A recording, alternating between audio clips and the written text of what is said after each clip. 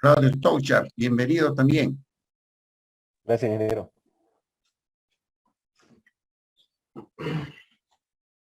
Claudio, el de las preguntas difíciles.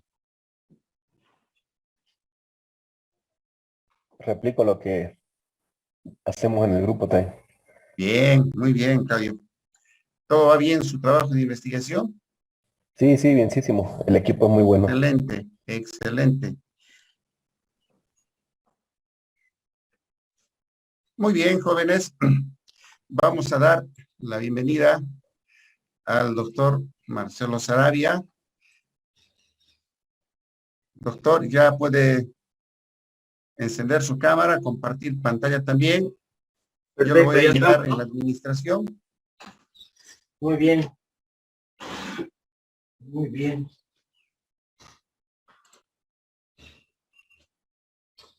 A ver, entonces, Acomodamos, ya está. Marcelo. No se preocupe, acomodamos un poquito todo Ya esto. está.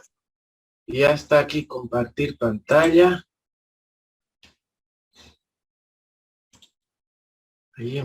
Ahí estamos. Ahora la cámara. Listo. Poner a Buen modo de día. presentación. Tiene que encender su video, doctor.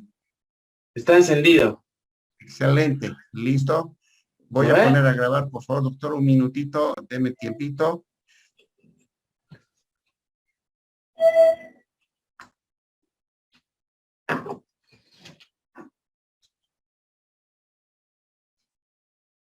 Ya podemos, bien, lo voy a hacer la presentación, doctor Marcelo Andrés Saravia Gallardo.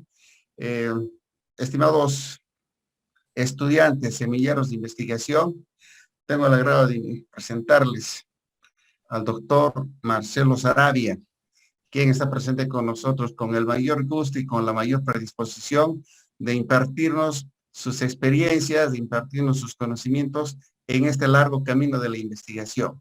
Queremos formarles desde sus principios, desde sus primeros pasos en la universidad, en la actividad de investigación para que ustedes con el tiempo sean exitosos.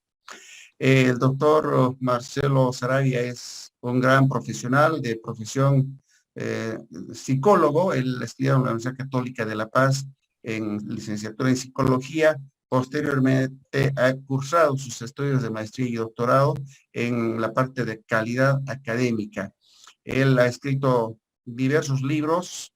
Están sus libros en bibliotecas de importantes universidades en el mundo. Ha escrito artículos interesantes en revistas indexadas. Ha sido profesor del doctorado en educación en la Universidad Autónoma Gabriel de la Morena y muchas otras actividades que vinculan a la investigación. Marcelo, querido, muchas gracias por tu tiempo. Te presento a este grupo maravilloso de investigadores. Adelante, Marcelo. Buen día. Recording in progress. Buen día, querido Edwin. Ya, ahora estamos, ¿no? Buenos días, bienvenidas, bienvenidos a este proceso que lleva adelante la facultad con este liderazgo de, además de un gran amigo, un profesor extraordinario. Edwin, realmente estás haciendo huella en tan poco tiempo, huella profunda en la facultad, que además es una facultad que yo aprecio mucho. Y casi vecinos, porque en humanidad estamos ahí al frente. Entonces, me alegra que se inicie este proceso. Agradezco la invitación, es un privilegio, es un gusto compartir lo que más o menos uno sabe y que el espíritu de la curiosidad intelectual sea lo que movilice a todos ustedes, estimados estudiantes, sobre todo en relación a su formación y en relación a esa perspectiva laboral que viene en el futuro, donde ustedes sean gente muy inteligente, muy veloz y muy buenas personas. Estas son las cosas fundamentales en el mundo del trabajo. Estudiar mucho, pensar mucho y compartir mucho, ayudar a las personas. Al final, un profesional está al servicio de la humanidad, cualquiera sea su campo. Y ustedes mucho más que estar en un campo tan fascinante como es el de la tecnología, la informática, la comunicación, es decir, tienen ustedes un espacio disciplinar fabuloso para contribuir a la sociedad. Si nosotros con Edwin podemos hacer el esfuerzo por darles un impulso intelectual y en valores, pues aquí estamos.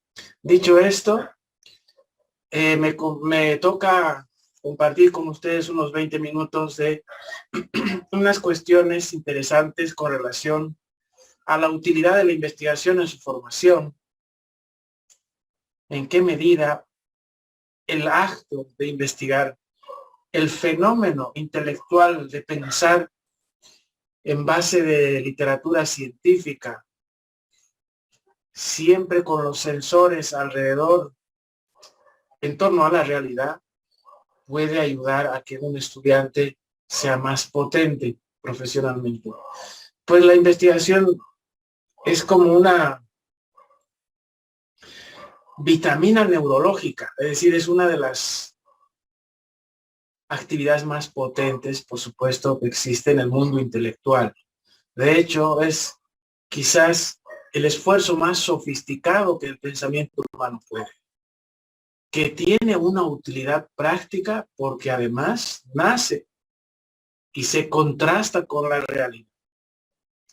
Es un conjunto de ideas tan bien organizadas, de manera coherente, conectadas, que gracias a ese cuerpo ideológico es que podemos llegar a la realidad, intervenir en ella y percibir un cambio que además hasta cierto punto puede anticiparse.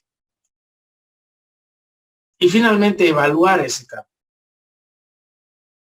Con lo cual verificamos el conocimiento que hemos aplicado y el desempeño que hemos demostrado. Entonces la ciencia también es un desafío, es un reto, es una puesta a prueba rigurosa, sin ningún tipo de ambigüedades, es implacable en ese sentido, no admite posibilidad de error, salvo en el proceso de construcción del pensamiento. Pero en la reflexión, la aplicación, no hay posibilidades. Es decir, tenemos que hacer siempre lo correcto, lo concreto, lo preciso, lo que está probado. Y gracias a eso avanza la humanidad en cuanto a campos de pensamiento disciplinar en todos los ámbitos de la ciencia. Lo cual no garantiza, dicho sea de paso, que el ser humano avance de forma integral, porque lo que falta ahí es trabajar en valores, que además la ciencia los comparte a través de la dimensión ética. Y esto parte con una cuestión esencial, que es el compromiso con la verdad. O sea que la ciencia te exige la verificación que está asociada a la sustentación de una verdad y a comprometerte con ella. Por lo tanto, un investigador, un estudiante que se está cultivando en diferentes materias, tiene que consolidar su compromiso con la verdad. Un científico busca la verdad y la sostiene, sea dulce o amarga, la sostiene, la publica, la divulga. Su espíritu científico está siempre regulado por el compromiso con la verdad y ahí está la dimensión ética, además que se transfiere a los estudiantes en formación. Gente honesta, cristalina, confiable, que luego cuando trabaje, su productividad sea correcta. Para esto, entonces, les quiero compartir algunas 2 o 3 pantallas sobre el pensamiento que es posible desarrollar en la universidad, en la formación de pregrado, cuando podemos tener contacto con actividades de investigación en ciertas materias. De hecho, ojalá fuera en todas, porque en otros países de punta, avanzados, la actividad, los ejercicios de investigación son transversales, están en todas las materias. Es decir, que los profesores no es que hagan proyectos de investigación en una materia, porque eso es imposible. Un proyecto de investigación es una actividad larga, compleja, lenta. Tiene que ser lenta, porque si no, el error se aproxima. Por lo tanto, en nosotros, como profesores en las materias, bueno, en nuestro país esto es muy pobre, pero debería ser transversal. Y aplicar algunas de las actividades propias de la investigación dentro de la formación de los estudiantes. Por ejemplo, buscar documentación, saber buscar documentación correcta a través del Internet. Detectar literatura acreditada. Saber identificar aquello que es de primer nivel de aquello que es informal. Como por ejemplo estos blogs y comentarios personales, esto no es un material científico. Todo aquello que está publicado, editado de forma digital, patrocinado, es aquello con lo que tenemos que nutrir nuestro pensamiento. Y además, saber leer un material científico, saber extractar las ideas centrales, detectar su conexión interna y verificar cuál es el impacto o el uso o la utilidad en la realidad. ¿Para qué sirve eso?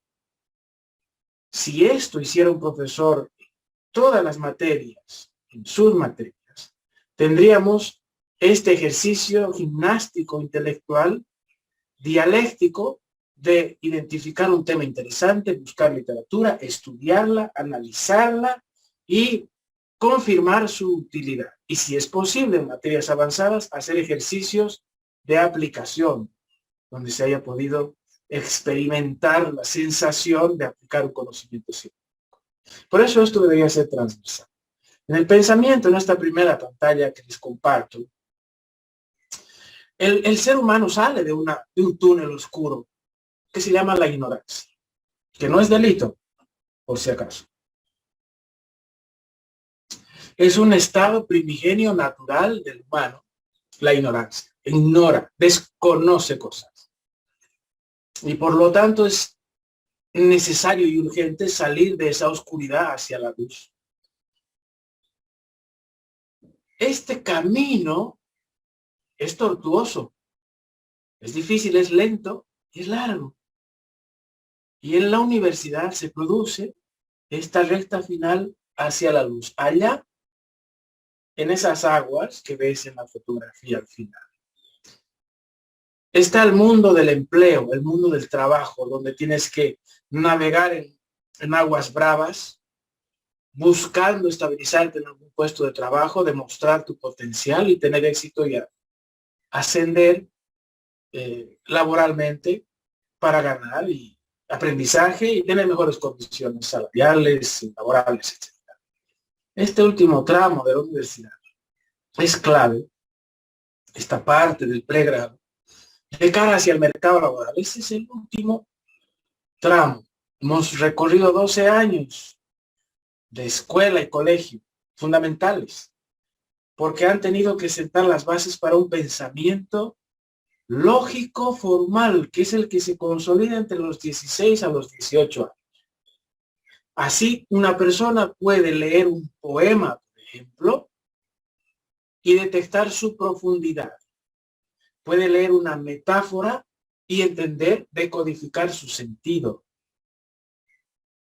Puede pensar en la composición del sol sin necesidad de agarrarlo, mejor dicho.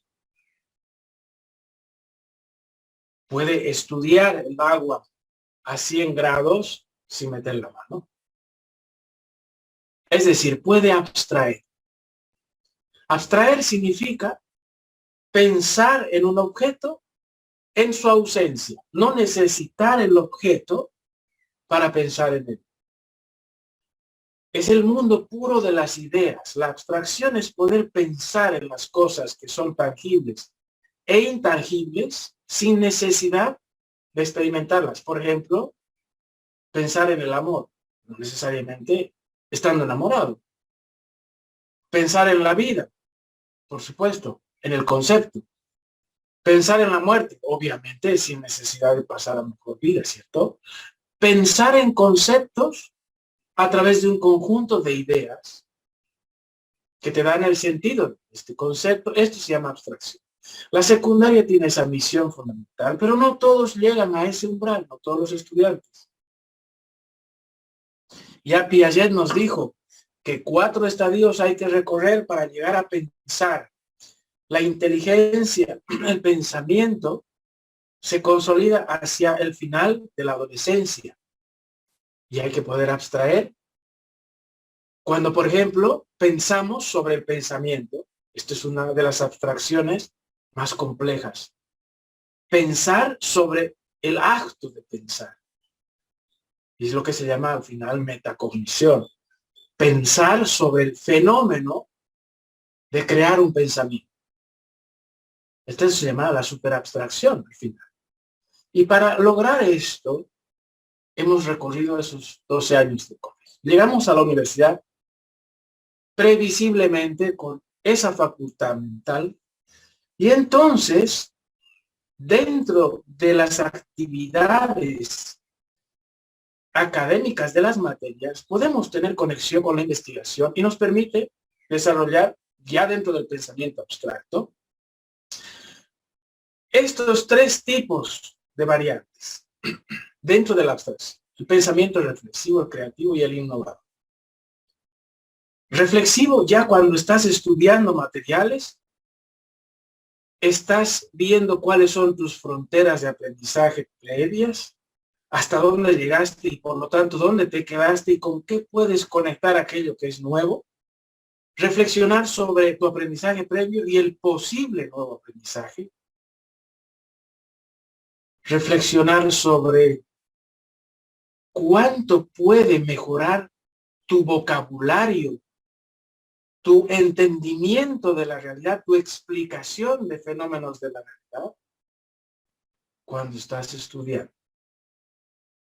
El pensamiento creativo, sobre esa base, significa poder organizar ideas de forma productiva. Componentes teóricos ya existentes, organizados para cierta utilidad, responder a ciertas demandas en el trabajo. Ustedes en el mundo de la informática tienen este concepto que se llama soluciones informáticas. Yo tengo una hermana que es maravillosa, además, a quien le debo mi formación en Europa, porque ella me financió todavía 4 años, que madre mía de caro. Ella es informática y es genial, aprendo yo mucho de ella. Ya ha trabajado en proyectos gigantes a nivel de este país, precisamente dando soluciones informáticas en sistemas de la Contraloría, en la Superintendencia de Bancos, en Entel, en proyectos gigantes. Y es genial cómo ustedes, digo a través de ella yo aprendo, cómo ustedes analizan la realidad, transportan esto luego a esa base matemática que en sistemas ustedes le llaman algoritmos, y luego esto funciona de una manera increíble para representar esa realidad, intervenir en ella y empezar a generar soluciones. Es un mundo fabuloso el que ustedes degustan, y ahí está la creatividad. Y claro, la innovación, el pensamiento innovador, precisamente tiene que ver con el hecho de generar avances científicos en tu campo, la informática, que permitan reconceptualizar la propia realidad y aproximarse a ella de una manera distinta. Por ejemplo, el famoso iPhone o el smartphone, ¿no?, que apareció en 2006 y hasta nos cambió la vida forever. Ese es un ejemplo de cuán lejos pueden llegar ustedes en su campo. El pensamiento analítico reflexivo. Les voy a pasar unas claves. Un estudiante que entra en contacto con literatura tiene que pasar por estas fases de forma lineal y luego dialéctica para poder extraer la sustancia de ese material y consolidar un aprendizaje. Primero, se da cuenta de qué contenidos tiene este material, asociado, por supuesto, a algún tema que está estudiando en sus materias. Siempre que estés estudiando algún tema en tu materia, no te olvides, además de lo que te dé el profesor, hacer tu búsqueda documental para encontrar materiales acreditados, recientes, publicados correctamente, que te aporten contenidos para enriquecer el análisis que el profesor te está pidiendo. Una de las grandes depresiones académicas que vivimos nosotros los profesores, bueno, al menos los que tenemos esa inquietud positiva, es que los estudiantes en general, cuando les das una literatura, ya expresan su malestar porque es mucho para leer. O sea, te tienes que reducir la cantidad, perdón, de material para el aprendizaje. Y hay una queja popular, es mucho. Y claro, casi no vas a ver un estudiante que además de lo que le das, te diga, profesor, ¿me puede recomendar algún material más? Estos ya casi están en extinción. Esto es una reliquia. Alguien que venga y te sorprende en el aula, que diga, profesor, mire lo que encontré. Vaya y dele una medalla, porque de esos ya. Entonces, los contenidos para estudiar un tema nunca son pocos, en el sentido de que con eso es suficiente y con esto que lea es suficiente, con esto no pueden darme mucha literatura, que sea poco más. Es demasiado para mí. No. Cuando estudias un tema, los contenidos tienen que ser extensos, amplios, tiene que ser un banquete intelectual. No puedes pretender buscar la desnutrición intelectual, tienes que nutrirte sin límites. Y esto es fundamental, tenerlo incorporado como un programa en el cerebro. Y por lo tanto, a partir de esta literatura, ¿qué es lo que haces? Estudias la composición del documento. Claro, tiene una introducción, tiene unos subtítulos, tiene unos gráficos, unos cuadros, unas figuras, unas tablas.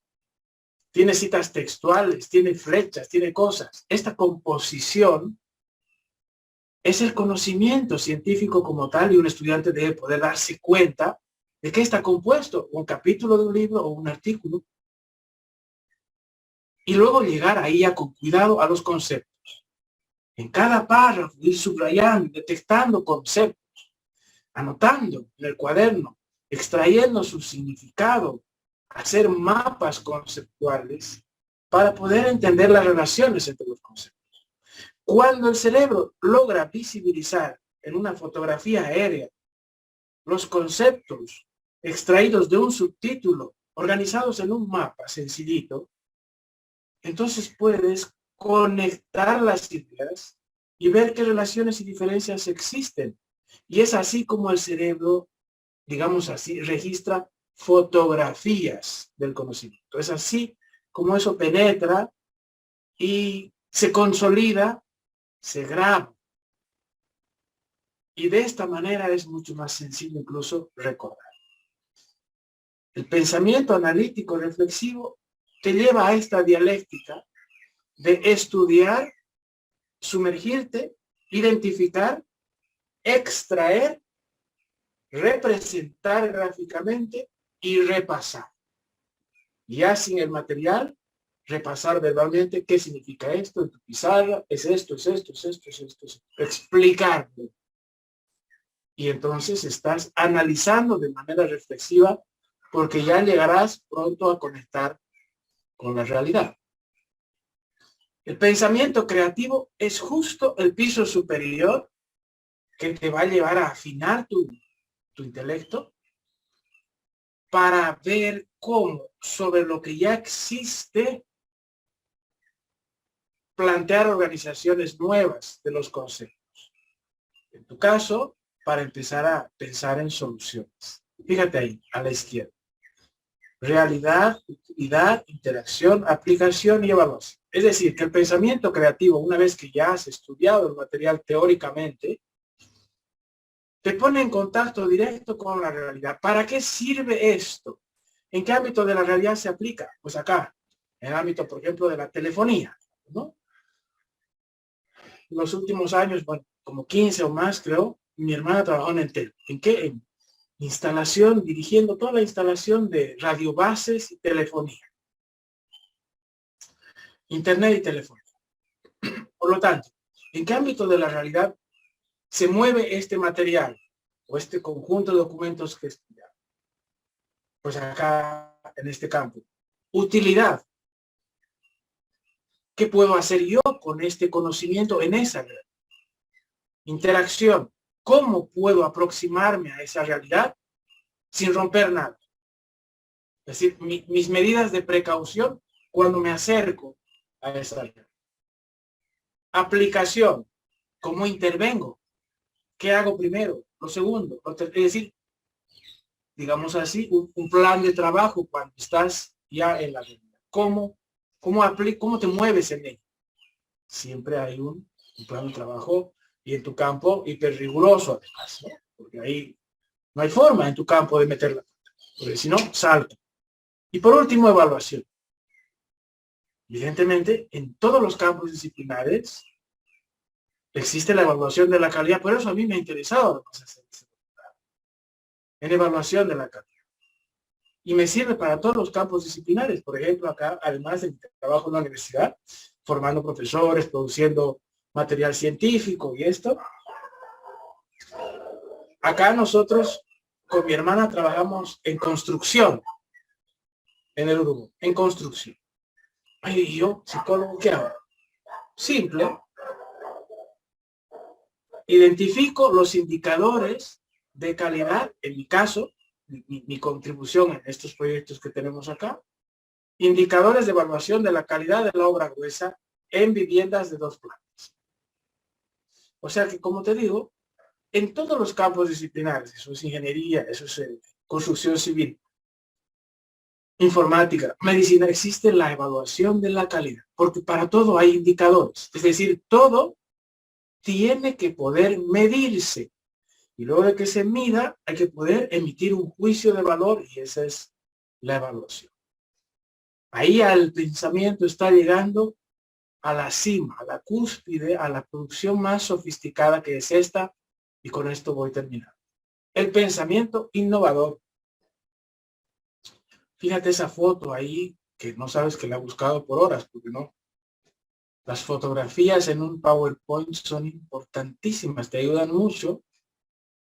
Hay 3 momentos en la postura de esta persona, 3 movimientos intelectuales dentro del cerebro. La sorpresa cuando bebes un nuevo conocimiento. 2, la conciencia de que lo has entendido. Entonces ahí el aprendizaje se ha consolidado. Se llama aprendizaje significativo. 3, ¿para qué sirve? ¿Qué puedo hacer con esto? Puedo crear. Y por lo tanto, acá tienes 3 conceptos a la izquierda: aplicaciones, soluciones y desarrollo. Es decir, lo primero, lo básico, el movimiento inicial es aplicar algo tal como está establecido. Ahí ya entras en contacto con la realidad. Luego, 2, algo más sofisticado, generar soluciones. Acá ya estás produciendo algo muy específico para que esa parte de la realidad funcione como esperas. Aquí tú eres experto, tienes miles, si no millones de ejemplos, soluciones informáticas, de tecnología. Y desarrollos. Esta es una construcción ya más sofisticada. Ya no estás hablando de un programa, estás hablando de sistemas, cuestiones más complejas que van a operar sobre una porción amplia de la realidad. Por ejemplo, imagínate, toda la informática de la telefonía celular en un país, en Bolivia. O toda la informática de la gestión de presupuestos del TGN, Tesoro General de la Nación, Contraloría del Estado.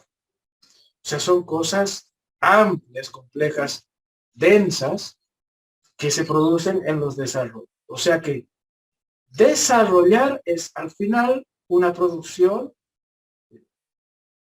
cúspide, máxima, donde la innovación se ha consolidado. Y la innovación significa que algo que ya existe, analizado correctamente, es mejorado. Entonces, en el ámbito de la posibilidad de innovar, siempre vas a partir de algo que ya existe y entonces vas a generar una innovación. Pero cuando partes de algo, mira lo que voy a decir, que no existe, es decir, en realidad de un vacío en la realidad, vas hacia la invención. O sea, que inventar algo es producir algo allá donde existe un vacío. De hecho, el teléfono, el smartphone, esta es una invención. El teléfono móvil de los años 90, yo me acuerdo que cuando salió con mi hermano, nos compramos el más baratito que solamente marcaba y era todo un espectáculo y grande. Es una creación, es una innovación, porque el teléfono de cable ya existía, bueno, al inalámbrico y del inalámbrico al teléfono móvil con el que vas por la calle. Por esa línea se ha llegado a la innovación, pero por esta vía del smartphone hemos llegado a la invención. Y estas son las formas más sofisticadas en las cuales el pensamiento de estudiantes que se van ya cultivando en sus materias pueden llegar a generar durante su formación. Por eso yo me apasiono con lo que hace Edwin, porque motiva a los estudiantes a que puedan generar cosas, bien sea por la vía de la innovación, o sea, decir, una mejora interesante sobre algo que ya existe, o incluso pensar en algo que no existe. Y entonces, de esta manera se puede ver cuán lejos puede llegar el pensamiento, siempre y cuando esté entrenado en esa gimnasia intelectual de la investigación como base, que es estudiar, revisar, pensar, aprender, preguntarse, estancarse, salir del fango, volver a mirar las cosas, abrir tu mente, ampliar tu perspectiva y decir, oh, aquí yo, esto es lo mío, aquí me gusta esta parcela, aquí yo puedo hacer esto, se me acaba de ocurrir esto. Pero no es una cuestión trasnochada, sino que es producto de un proceso denso, espeso, agotador de reflexión, que no es otra cosa que la dialéctica científica del aprendizaje. Y qué lindo fuera que todas nuestras universidades llegaran a ese nivel. Eso quería compartir con ustedes, estimados estudiantes, hoy. Si tienen hasta acá algunos, bueno, preguntas, consultas o quizás comentarios. Eso es, querido Edwin, lo que... Muchas gracias, Marcelo, por esa brillante expresión. Nos has expresado bastante amplio de la ciencia, de la investigación, de la sabiduría, de la humildad, de la literatura. Precisamente, Marcelo, pretendemos en la Facultad de Ciencias de la Computación, con este grupo humano que está presente ahora, los semilleros, aprender eso que tú has comentado, de leer literatura, de tener ese hábito de leer literatura de primera fuente, consultar varias fuentes de literatura, escribir que tampoco es una tarea fácil, ¿no? Tampoco es una tarea fácil. Escribir con estructura, ¿no? Con gráfico, con tabla, Sí. No es con una fácil. introducción, con un argumento, conclusión, bibliografía, ¿no? Entonces, esos objetivos perseguimos con esta feria de ciencias, aprender todo ese procedimiento desde el primer semestre, porque tampoco eh, pretendemos que de colegio nos vengan con todas esas cualidades, desde el primer semestre. ¿Por qué desde el primer semestre? Porque ese alumno que participa en el primer semestre, con toda seguridad va a participar en el segundo, tercero, etcétera. Nos va a preguntar, como usted lo ha mencionado, ellos nos van a decir, ¿cuándo la feria? ¿Qué le parece este tema? ¿No? Entonces queremos cultivar en los jóvenes esa inquietud, ¿no? Me pareció muy interesante, Marcelo. Para organizarnos un poco, vamos a ceder la palabra a los estudiantes. Por favor, levanten la mano. Acá les estoy mirando a todos los estudiantes para ordenarnos un poquitito y cederles la ahí en reacciones para que nos ordenemos un poquito. Adelante, por favor, levanten la mano.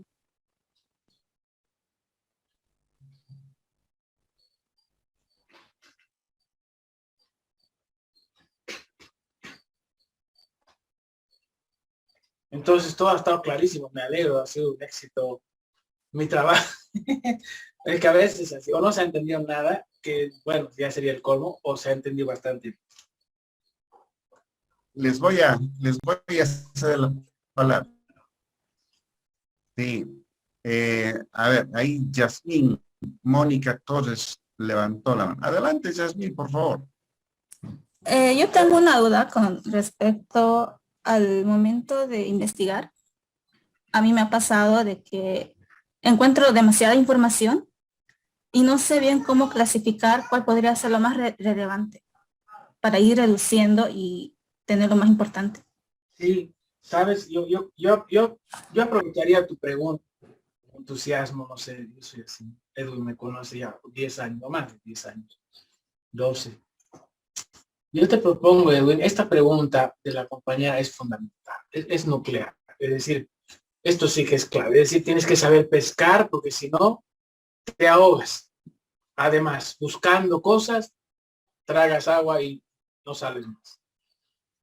Y terminas a veces como que rechazando el acto tan sano de buscar literatura y leerla, ¿no? Pero claro, hay tanto y tan poco tiempo que hay que saber. Entonces, Edwin, yo te propongo casi a propósito que podamos hacer cuando quieras una reunión de Zoom así de unos 30 minutos. Te juro que 30 minutos es suficiente. Donde yo entre al Google, los estudiantes me vean y les enseñe y los vayan anotando, les enseñe cómo buscar en el Google la literatura científica para no perderse, más bien para aprovechar tanta hermosura de material que existe, pero sabiendo buscar. Porque la clave está en saber usar el Google general, no hay problema, yo uso ese. Desde que me vine a Bolivia a través del Google general, he encontrado literatura que me ha permitido seguir escribiendo y publicando. Por lo tanto, en el Google está de sobra todo lo que necesitamos, pero hay que saber buscar. Entonces, las claves son dentro de un buscador como este, saber poner el keyword, que es la palabra clave, correctamente escrita, ingresar, tienes una primera salida de materiales, de resultados, ver primero qué tienes antes de poder, hay unas claves ahí que se ven en cada uno de los resultados, vas tomando nota, según eso entras, ahí haces una siguiente rápida revisión antes de descargar y recién después ya descargas un material seguro. De tal manera que en una hora tienes un montón de literatura, en una hora es un montón. Entonces esto yo lo hago todos los días y me ofrezco, Edwin, voluntariamente, que armemos un Zoom con los estudiantes que quieran para una explicación de búsqueda científica en Internet. Listo, así lo pongo. Sí. Y entonces yo porque esto es mostrándoles cómo se hace y van a ver que Es sencillo y súper divertido. ¿De acuerdo? Perfecto, Marcelo, muchas gracias.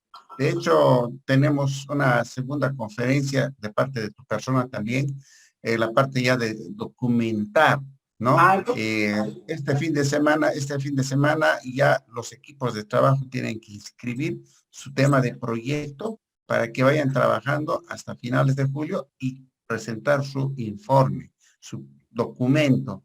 Entonces, en todo ese tiempo vamos a tener necesidad de platicar Listo. con tu persona, cómo se debe de comentar y todas estas cosas que está planificado también. De todas maneras, Marcelo, muchas gracias. Vamos a planificar una sesión Zoom para ese propósito de Ya. recopilar información a través de Google. Siguiente Listo. pregunta, por favor. Siguiente pregunta.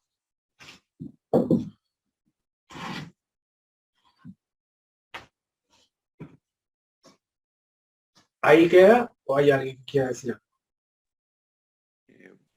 Buenos días, buenas tardes. Tengo una pregunta.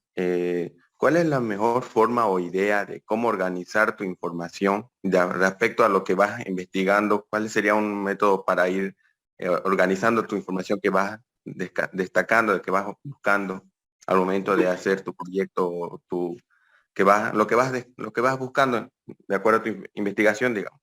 Sí, señor, ahí vamos tomando nota. Te paso unas claves que además esto las voy a repasar cuando estemos haciendo búsqueda en internet, pero ya te paso los datos. Primera cuestión, actualidad. Es decir, tienes que tener material con una antigüedad no mayor a 3 años. Salvo que estuvieras buscando, por ejemplo, algún material clásico donde por primera vez surgió tal o cual concepto en tal época, ¿cierto? Por ejemplo, el surgimiento del internet en el año 1996, claro, hay un material que te confirme esto, vas y buscas, ya es un clásico fundamental, ¿no? Pero aparte de esto, siempre moverte en no más de 3 años de antigüedad. Segunda cuestión. La perspectiva global de la literatura. Es decir, siempre tenemos que tener diversidad internacional de literatura. Material de Canadá, Estados Unidos, que además hay en castellano. Europa, Inglaterra. Ahí ya tienen los países, van saliendo. En Latinoamérica, los países más potentes en producción científica, México, Brasil, Chile y Colombia, que ya desde hace unos años está destacando. Son los países de donde tienes que tener literatura en tu región. Y por supuesto algo de Bolivia, si es que encuentras. Te felicitaría, casi no hay, pero algún antecedente, claro que hay que tener a nivel nacional.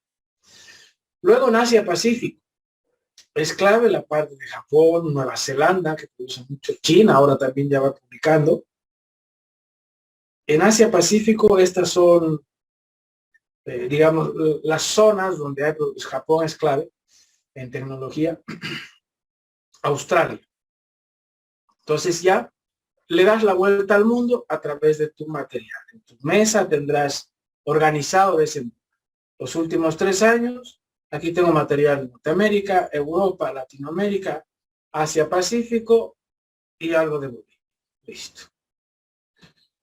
Ahora, algo que es importante para ustedes, para todos nosotros que nos movemos en este ámbito, es clave tener material en inglés. O sea que ustedes tienen ahí la dinámica juvenil del pregrado, estudiar inglés, aprender inglés y tener material en inglés. Porque aquí hay un dato claro. El 99% de la literatura mundial está en inglés. Si solo lees en español, te estás moviendo en 1%. Conclusión. Vamos a estudiar inglés. Esto es claro. Y con esto, además te daría la última referencia. Los materiales que uno va descargando, esto ya les enseñaré después.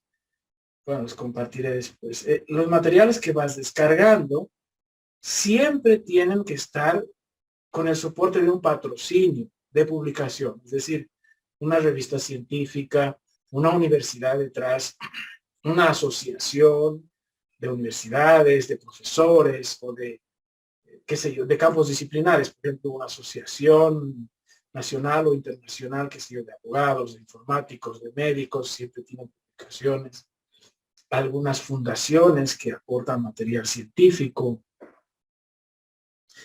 algunos, entre los países potentes, ministerios de ciencia y tecnología, que también aportan material científico. O sea, esta es la fuente, se llama la fuente. El patrocinio, ¿quién está detrás? O sea, tiene que haber alguien, alguna institución que esté sellando ese material diciendo, esto se publicó acá. Entonces, estas son las claves esenciales para buscar y organizar tu material en una carpetita. ¿Alguna otra pregunta?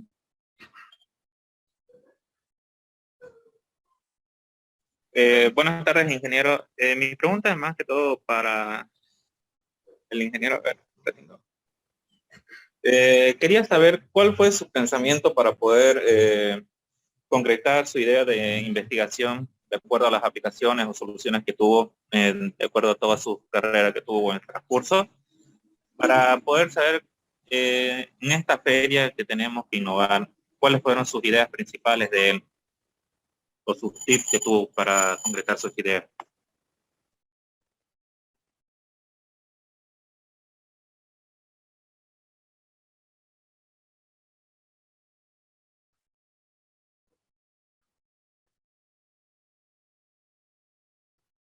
Edwin, creo que la pregunta es para vos. A ver, por favor, me lo vuelve a repetir la pregunta.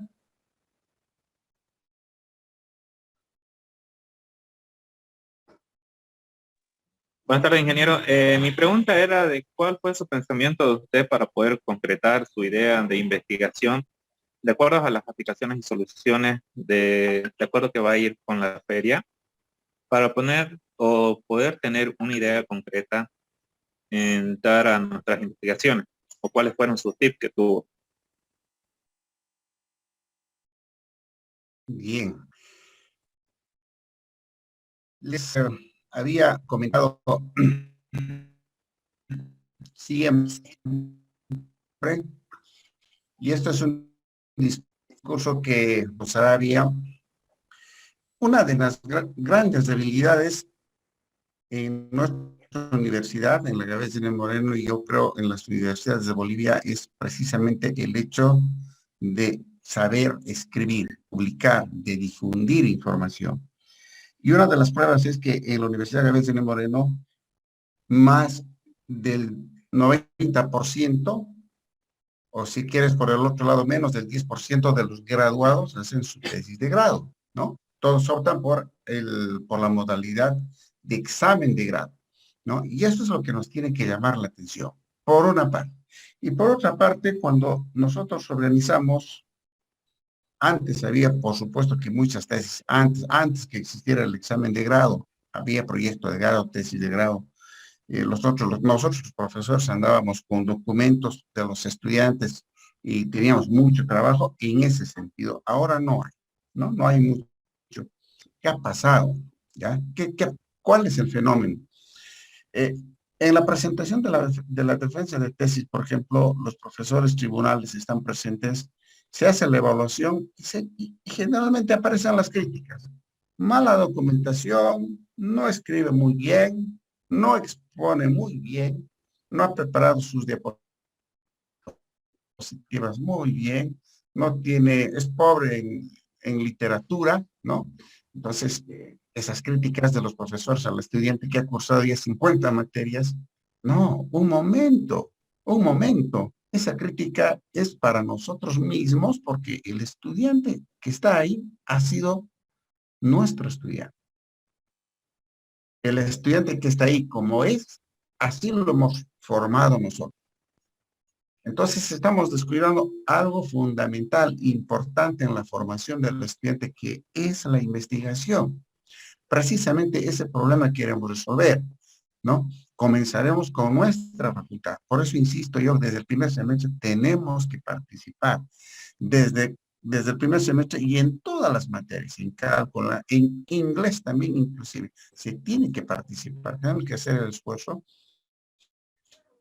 tal que cuando lleguen ustedes a terminar sus materias, les llegue el trabajo final de grado, no tengan ningún problema, disfruten de hacer un trabajo, porque van a tener el hábito de investigar, van a tener el hábito de leer, ¿no? Entonces, ese es el objetivo. Por eso que ese tip siempre yo lo he ido persiguiendo y en algún momento cuando hemos conversado con el doctor Marcelo, hemos coincidido en estas cosas, ¿no? Entonces, es por eso que el doctor Marcelo está aquí con mucho gusto de apoyar en este proyecto para favorecer siempre la formación de los estudiantes. Eso es, no sé si te ha aclarado la duda.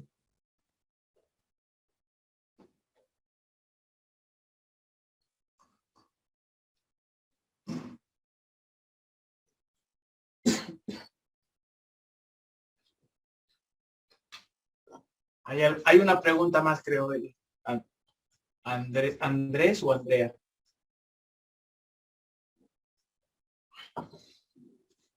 Adelante, por favor.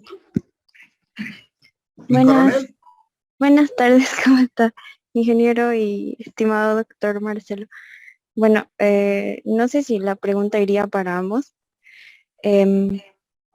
Quería, bueno, acotar a la primera pregunta quizá. Hace poquito me enteré que un estudiante del exterior igual tenía problemas con encontrar ensayos o documentos científicos que sean gratuitos para los estudiantes. Y ella creó un blog de personas que integraban, ¿no?, todos los ensayos y estos documentos gratuitamente para muchos estudiantes. Así que esa es una buena retroalimentación para quien quiera investigar más sobre ello. Ahora mi pregunta es, ¿cómo se ponen limitantes a un proyecto? O sea, me refiero a que cuando viene el stop, es decir, cuando vamos a terminar nuestros requerimientos y no desviarnos, por ejemplo, porque a mí me ha pasado al querer hacer un proyecto, digo, esto puede resultar, ya voy a hacer eso.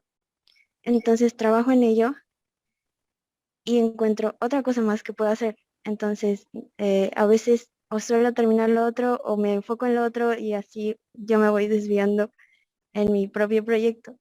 Entonces, los requerimientos, ¿cómo ustedes plantean que deberían hacerse para no desviarnos? Esa sería mi pregunta. Excelente pregunta. Genial, interesantísima. No sé, ¿qué quieres decir algo, Edwin, o intento yo?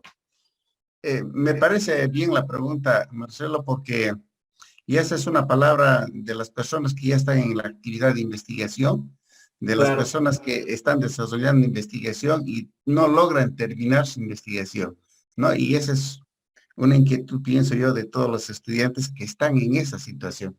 Adelante, Marcelo, te cedo, por favor. Valga la aclaración de realmente estemos hablando de un proyecto de investigación, porque también existen los proyectos de innovación. Son dos cosas diferentes, pero hablemos del proyecto de investigación. A ver, un parámetro, el primer parámetro general, aéreo,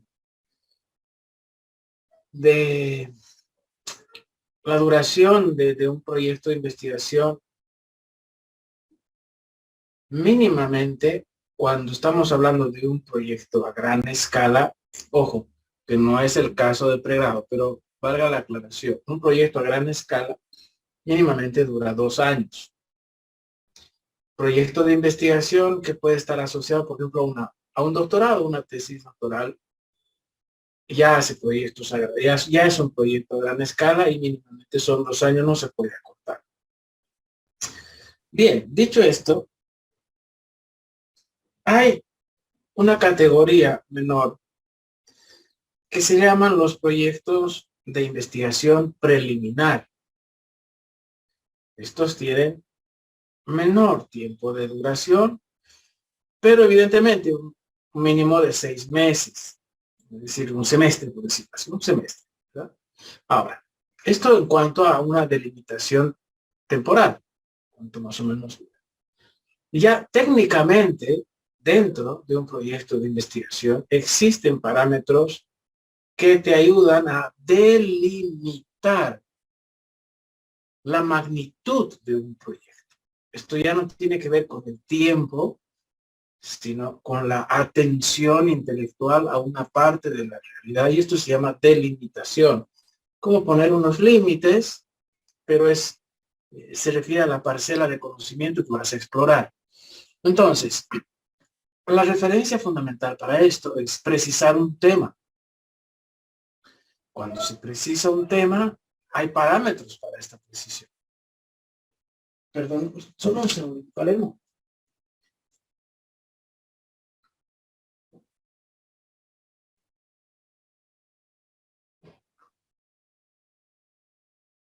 Perdón, como con el Zoom trabajamos dentro de la casa, en fin, hay cositas. Pero entonces te decía, para precisar un tema, esto ayuda mucho cuando tenemos un tema de interés. Hay 4 criterios para concretar un tema. Y ahí ya es un primer anclaje técnico que te sitúa en un metro cuadrado de la ciencia, para que lo entiendas. No podemos ir más allá, no es necesario decir, porque la ciencia es inmensa. 1 metro cuadrado, ahí hay que quedarse. Y entonces tenemos la relevancia, primer criterio que tiene que ver con la importancia del tema. La pertinencia, obviamente que esté enlazado ese tema a tu campo de formación, en este caso tu carrera o la materia donde estás. La viabilidad, que tengas posibilidad de acceder a literatura, que eso ya está dado, que sí, menos mal, pero también que, por ejemplo, si necesitaras poder tener acceso a cierto equipo o equipos, a cierta sala de máquinas, por decirlo así, o a ciertas personas que tienen un conocimiento técnico, que te van a dar información. Es decir, la viabilidad tiene que ver con la accesibilidad a fuentes de información, que pueden ser literatura, que pueden ser objetos tangibles como equipos, o que pueden ser personas que tienen un conocimiento de experto. El último criterio es la oportunidad. La oportunidad tiene que ver con el momento adecuado para investigar algo. Y tú en tecnología están ahí como que con el cinturón ajustado y en caja quinta, porque si ustedes pestañean, la tecnología ya pasó. Es decir, ustedes siempre tienen esto como en las ciencias de la salud, por ejemplo. La necesidad de confirmar que lo que estás investigando no ha sido ya trabajado y consolidado y por lo tanto puede ser obsoleto.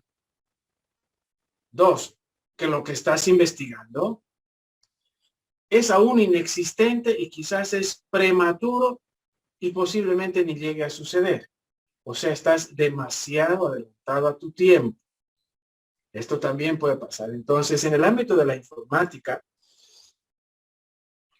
la precisión del tiempo es una cuestión muy característica en ustedes. Es decir, tienen que investigar algo que sí, que es el momento donde está surgiendo esta preocupación en la ciencia, y no es que ya se ha resuelto, sino que es el momento de efervescencia intelectual, de preocupación de máximo interés, y que además no es excesivamente adelantado porque esto todavía no está sucediendo, entonces te estás adelantando y no tiene sentido.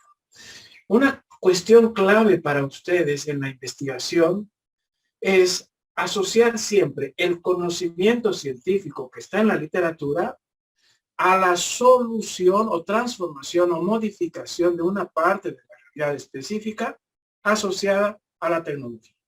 Es ahí donde ustedes se mueven. Por lo tanto, la palabra solución es algo que está siempre oscilando en tu pensamiento científico. Todo lo que vayas a investigar tiene que estar directamente asociado a algo que se va a poder transformar de manera positiva.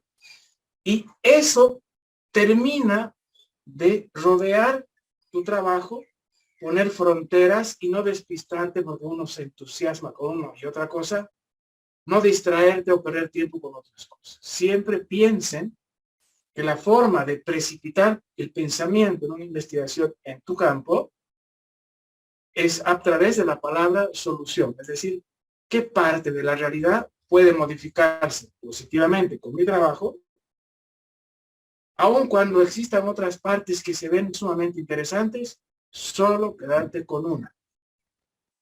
Y ahí tu trabajo precipita en tiempo oportuno, 3, 4 meses, 5 meses, todo se va ordenando por sí mismo cuando ya has precisado aquello que se llama el problema científico a estudiar, considerar e intentar resolver. Y por ahí sale el concepto de solución asociada a la realidad. No sé si te ayudé un poquito. Sí, definitivamente sí. Muchas gracias. Bueno, muchas gracias a ustedes. A ti, Andrea, gracias por la pregunta. Bien. Marcelo, antes de terminar, Sí, mi hermano. un poco contextualizando todo este proceso de capacitaciones, tenemos 3 mentores y tenemos 2 fases de capacitación. La primera fase de capacitación por parte de los mentores es que nos hablen de la importancia de la investigación dentro de la universidad, ¿no? Eso es importante. Ese es el objetivo de esta primera conferencia. Sí. Hay una segunda conferencia que documenta sus proyectos, sus trabajos, ¿no? Y ahí van a tener una serie de dudas que precisamente la segunda conferencia se refiere a los tips de documentar un informe de investigación.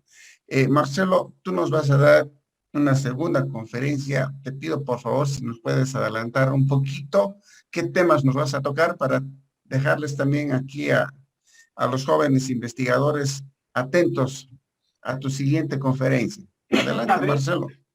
Gracias. Yo estoy pensando que una de las cosas clave ya operativa tendría que ver con un poco lo que hemos ido respondiendo. Creo que ahí está la curiosidad lógica. ¿Cómo se define un tema de investigación? Los criterios. ¿Cómo se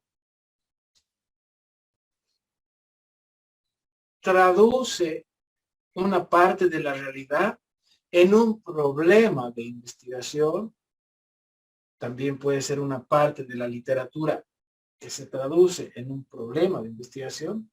Ya, esas son las 2 fuentes. ¿Cómo se produce el proceso técnico de búsqueda de literatura?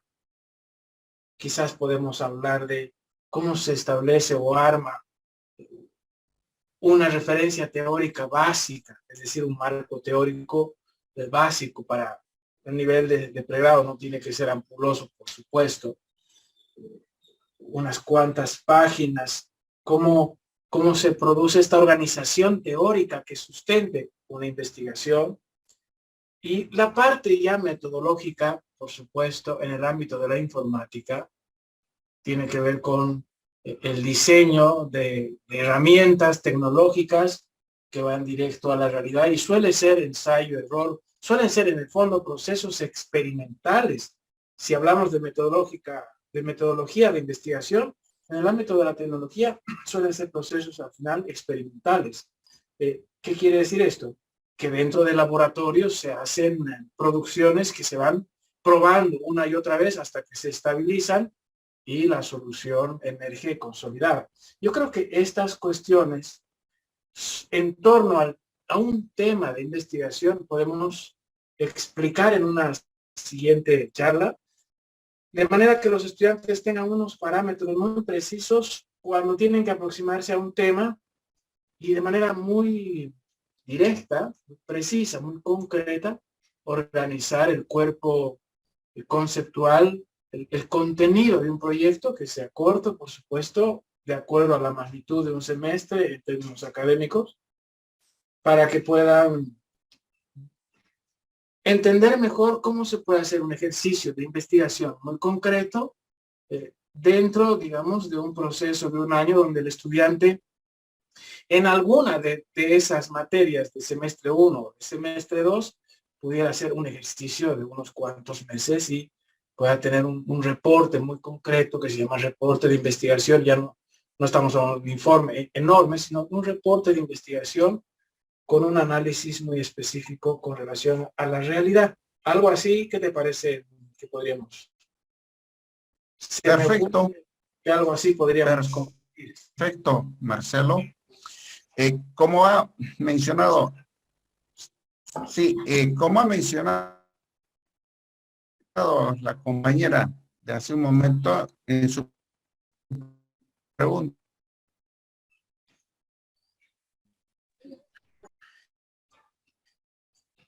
el hecho de, y yo te mencionaba que eso es resultado porque está en el proceso, se encuentra eso de aprendizaje de la investigación. Seguramente, desde que empezamos a documentar el trabajo que se está haciendo, van a haber un montón, muchas dudas, muchos problemas, etcétera.